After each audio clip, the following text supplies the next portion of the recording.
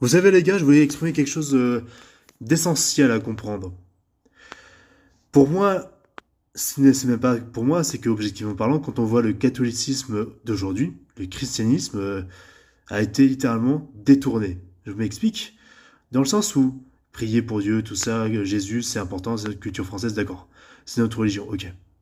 Mais ce que je n'apprécie pas, c'est déjà la manière dont les médias sur la Bible comme Angel ont cette tendance à rendre niais et puéril et gamin la manière de réagir des héros de ces histoires-là.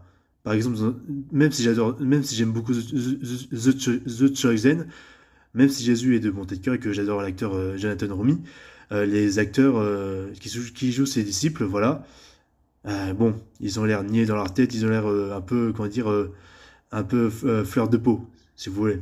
Même s'ils sont confrontés à Jésus, même si voilà, il y a quand même cette idée où vraiment on doit absolument montrer la lueur et la bienveillance absolument de tout ça. Même si ça en devient caricatural et au détriment du réalisme. Même si je dis pas, il y a des dilemmes moraux et des réactions des personnages en question qui peuvent être crédibles par rapport à ça. Même si à un certain moment c'est forcé. Là où je veux en venir, c'est que sans être Satan I, bien évidemment, c'est que ce que je n'aime pas, c'est qu'en fait, les gens n'ont pas compris que Dieu se servait de Job, de Moïse, de Jésus et de ses apôtres pour justement leur faire subir à la fois le malheur, pour en fait tester leur foi justement. Et en fait, le fait que Dieu ait testé leur foi à ces gens-là a permis justement la création du christianisme et de libérer le monde, spirituellement parlant. Mais le problème, c'est que les imbéciles, certains imbéciles d'aujourd'hui, d'illuminés religieux, reprennent trop à cœur justement ces textes-là, comme si ça doit être impliqué partout.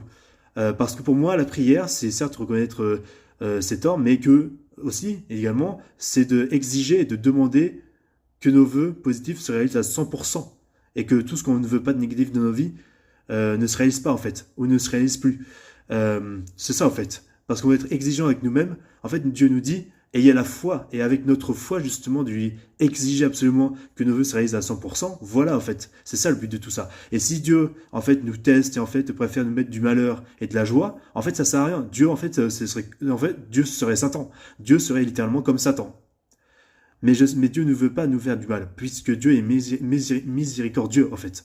Et c'est pour ça que en ayant une bonté de cœur, les amis, c'est ce qui nous sauvera pour justement avoir la foi pour que nos vœux soient réalisés, exaucés à 100%, peu importe ce que les gens en pensent.